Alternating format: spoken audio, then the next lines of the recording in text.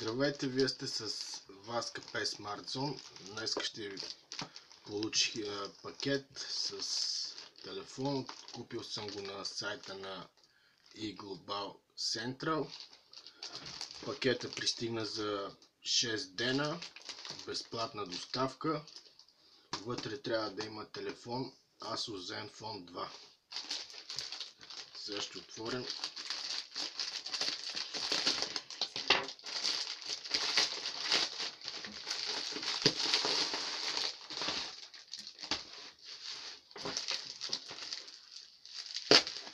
Добре опакован. Съмнявам да има някакви проблеми или наранявания. Главничка.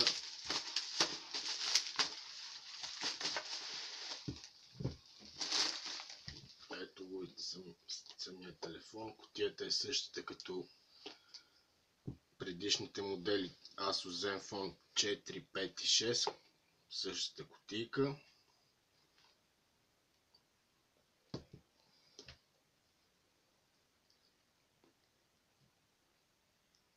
Процесор 1,8 ГГц, 2 ГБ RAM, 16 ГБ внедрена памет. Интересното е, че с Android 5, така наречения Lollipop.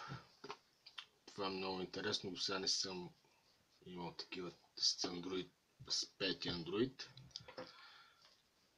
И това Asus Zenfone 2, първият смартфон на пазара, който пуснаха с 4 ГБ RAM, но това е за топ модела, този е по-слабия модел с 2 ГБ RAM. Сега ще отворим да видим.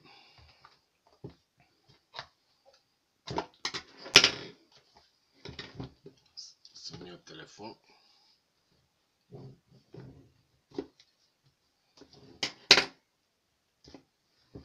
Добре е запечатан, стегнат.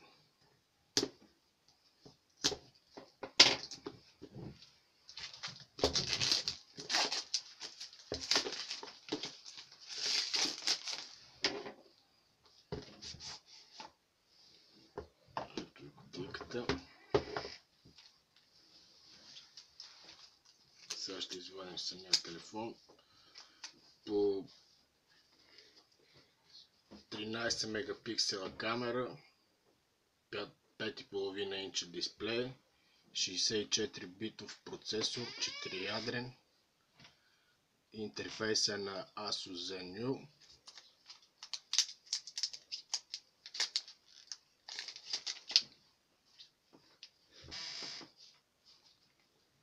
Но отпред по лицето модел е като предишните 5, 6 и 4 с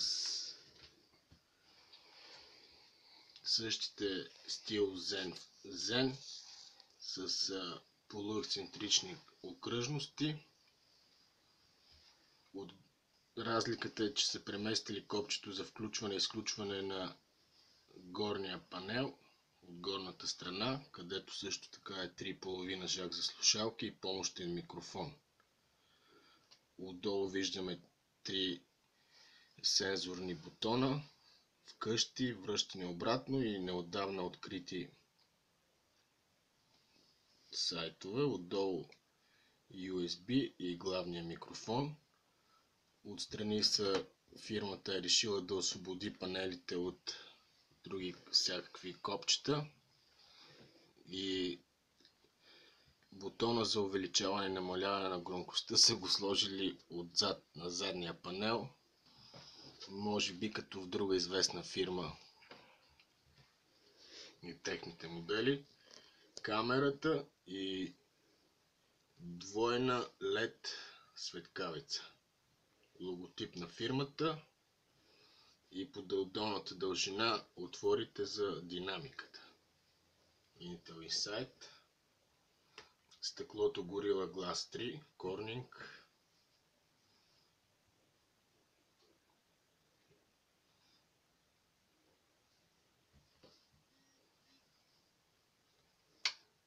Сега да свалим капака. Но отзад няма голяма разлика, пак същите слот за две сим карти. Телефона е 4G, поддържа две сим карти, слот за SD карт. Батерията тук вече е по-големия формат, 3 мАч. Също е внедрена, не се сваля, трябва да се разглоби телефона.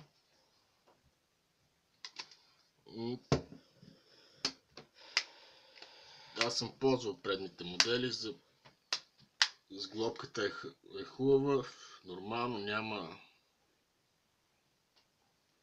при мърдане, няма хриптене или други какви да чувам. И ето, включваме самия телефон. Има почти всички видове езици.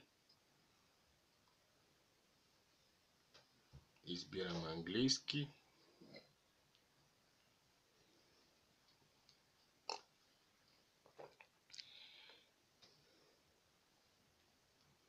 Нека сега ще пропуснем просто да видим.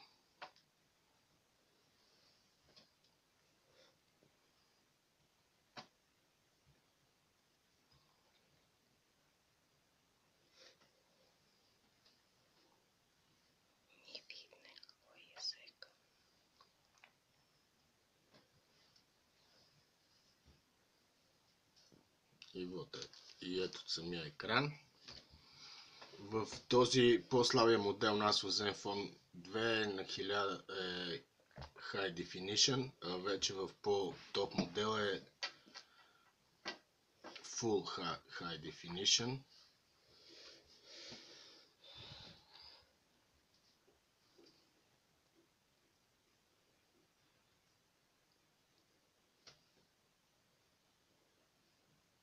Но почти същото, както и в предишните модели. Но сега в момента това е, което мога да ви покажа. След като го настроя и тествам, надявам се да заснема още едно видео, в което ще ви покажа как работи самия телефон и какви нови изменения има в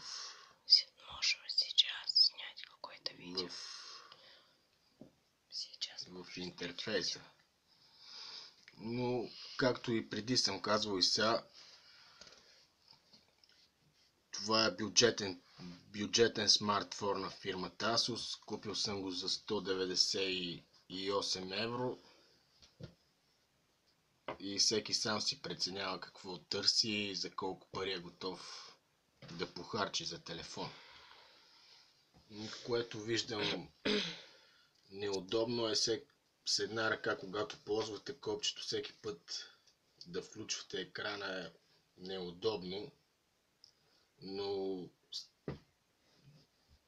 по мое мнение фирмата е направила с двоен тап, също ето виждате.